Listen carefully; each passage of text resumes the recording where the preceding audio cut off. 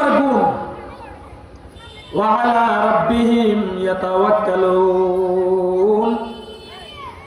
যারা ঈমানদার নিজেদেরকে দাবি করতে চায়, যারা নিজেদেরকে ঈমানদার দাবি করতে চায়, বড় আমি ঈমানদার, ঈমানদার দাবি করতে হলে সর্ব অবস্থায় আল্লাহ তাআলার উপর ভরসা স্থাপন করতে হবে।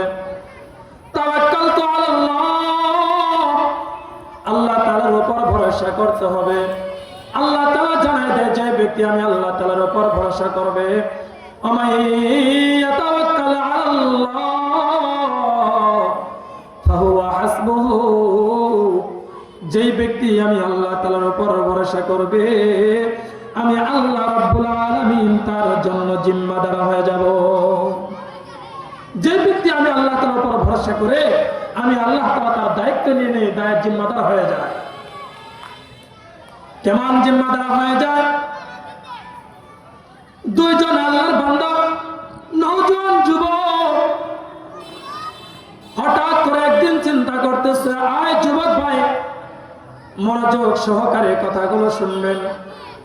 দুই নওজোয়ান যুবক দেখবেন, যেই জায়গায় দুইজন নওজোয়ান বা ৩-৪ জন বন্ধু মিলে একত্রিত হয়ে থাকে, হঠাৎ করে একজন বলে, আয় দোস্ত শোন, আমরা চল অমুক দিন বন্ধ রয়েছে, অমুক জায়গায় চলে যায়, একটু ঘোরাফেরা করে আসে, অমুক জায়গায় চলে যায়, একটু ঘোরাফেরা করে সব আমরা তারপর আমাদের কাজগুলো করব।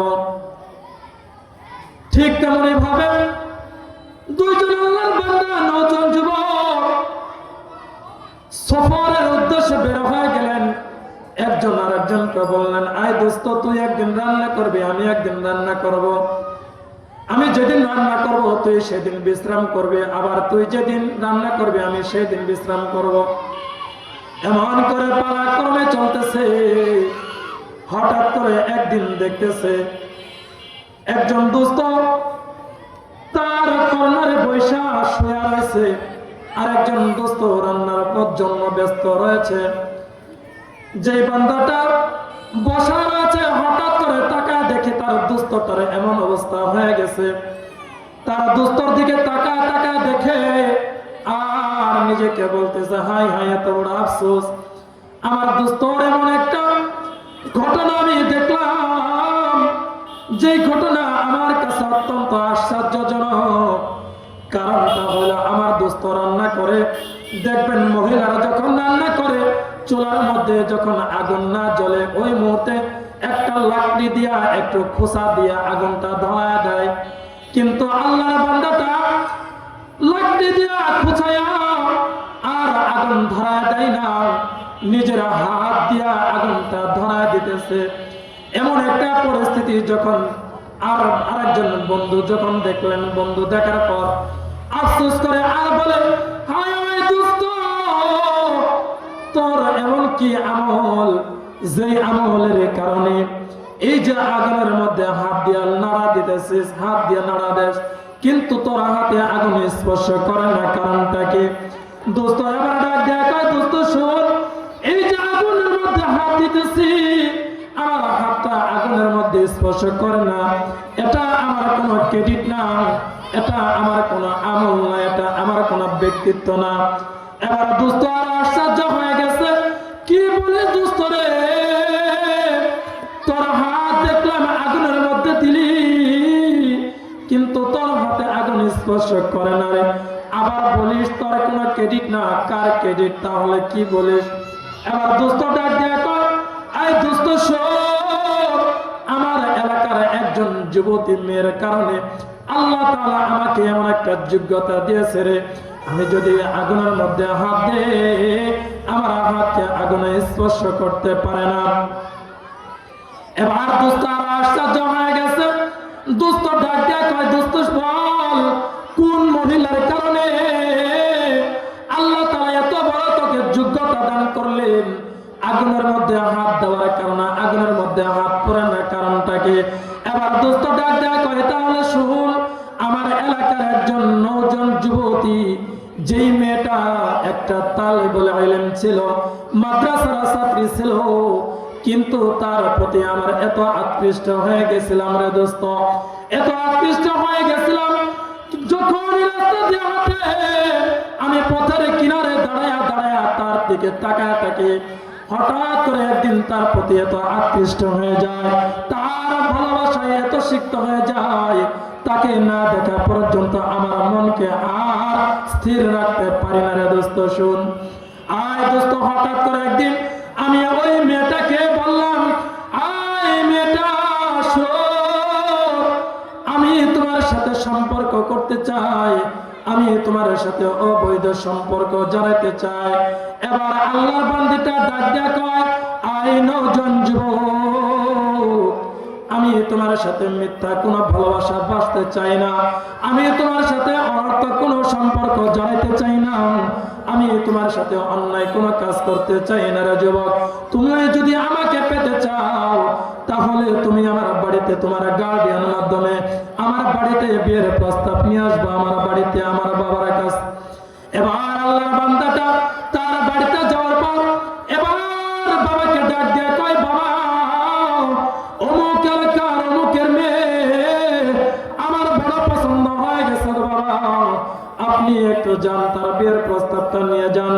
আল্লাহর বান্দার বাবাটা যখন বিয়ের প্রস্তাবটা নিয়ে গেছে, বিয়ের প্রস্তাবটা যখন নিয়ে গেলেন, এবার আল্লাহর বান্দা তাকা তাকা দেখলেন এমন একজন ধনাঢ্য ব্যক্তি গেছে, যেই ধনাঢ্যবান ব্যক্তি এলাকার মধ্যে প্রভাবশীল ব্যক্তি, অর্থ সম্পত্তির অভাব নাই, অর্থ কড়ির কোনো অভাব নাই, এমন ব্যক্তি তার বাড়িতে বিয়ের প্রস্তাব নিয়ে গেছে।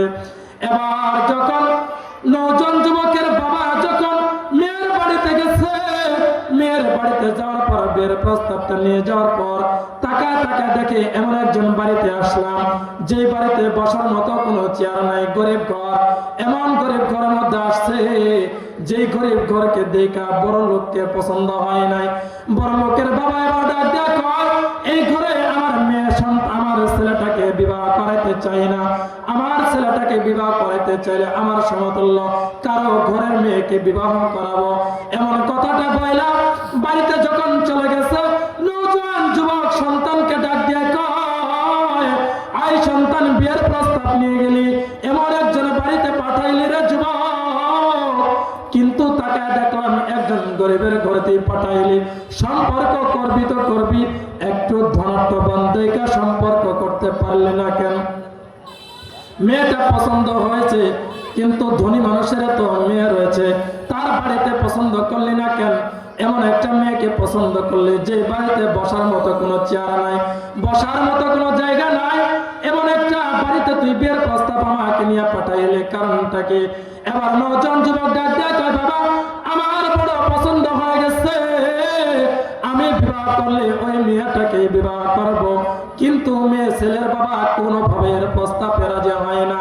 হঠাৎ করে মেয়ের বাবার কাছে ছেলেটা ডাক দিয়ে কয়, আয় বাবা শুনেন, আপনার মেয়েটাকে আমার বড় পছন্দ হয়ে গেছে, আপনি যদি রাজি থাকেন আপনার মেয়েকে আমি বিবাহ করতে চাই। এমন করে যখন প্রস্তাব দিলেন, মেয়ের বাবা সঙ্গে সঙ্গে না করে দিলেন, না তোমার বাড়িতে আমার মেয়েকে বিবাহ দিব না, কারণ আমি তো জানি সবচাইতে এলাকার মধ্যে বকাটে ছেলে তুমি, তোমার অর্থ করের অভাব নাই, তোমার সম্পত্তির অভাব নাই। সম্পত্তির কারণে দেখবেন কিছু কিছু নওজোয়ান যুবকের চরিত্র এমন হয়ে যায়, দেখবেন চরিত্র এত নিচু মানের হওয়ার কারণে ওই সন্তানটা এলাকার মধ্যে ঘুরে মদ অথবা গাঁজা খাইতে খাইতে, সিগারেট খাইতে খাইতে মুরব্বীদের সামনে চলাফেরা করা শুরু করে দেয়। এমন নওজোয়ান যুবক আছে, আল্লাহর বান্দাটা ডাক দেয়া কয়, না আমি তো তোমাকে চিনি, আমি তো দেখছি তোমার চাইতে বকাটে ছেলে আর কেউ নাই, তোমার কাছে আমার মেয়েটাকে বিবাহ করাইতে চাই না, মেয়ের বিবাহ দিতে চাই না, এবার তুমি আমার বাড়ি থেকে চলে যাও। যখন নওজোয়ান যুবককে বাড়িতে ফিরাই দিলেন, হঠাৎ করে মেয়েটাকে একটু জবরদস্তি কইরা মেয়েটাকে ডাক দেয়া কয়, আয় বান্দি শুনো, আমার বড় পছন্দ হয়ে গেছে, আমি তোমার সাথে সম্পর্ক যেভাবে হোক সেইভাবে করব, আমি তোমাকে বড় পছন্দ করে ফেলছি, তুমি যদি আমার বিবাহ প্রস্তাবে রাজি না হও আমি তোমাকে যেভাবে হয় তোমার সাথে আমি জিনা করব। এমন যখন প্রস্তাবটা দিলেন, এবার আল্লাহর বান্দিটা ডাক দেয়া কয়, আয় নওজোয়ান যুবক, আমি তোমার কথায় কখনো রাজি হতে চাই না, আমি নওজোয়ান যুবকের কথায় কখনো রাজি হতে চাই না।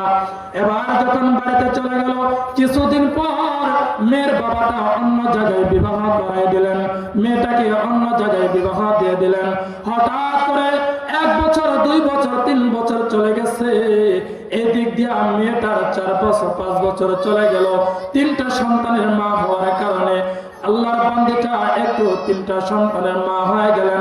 আল্লাহর বান্দিটা তাকে দেখলেন, হঠাৎ করে তার স্বামীটা দুনিয়া থেকে বিদায় হয়ে গেল, কিন্তু তার অর্থ সম্পত্তি তেমন ছিল না, গরিব ঘরে বিবাহ দিয়েছেন, কিন্তু স্বামীটা বড় পরেশগার ছিলেন।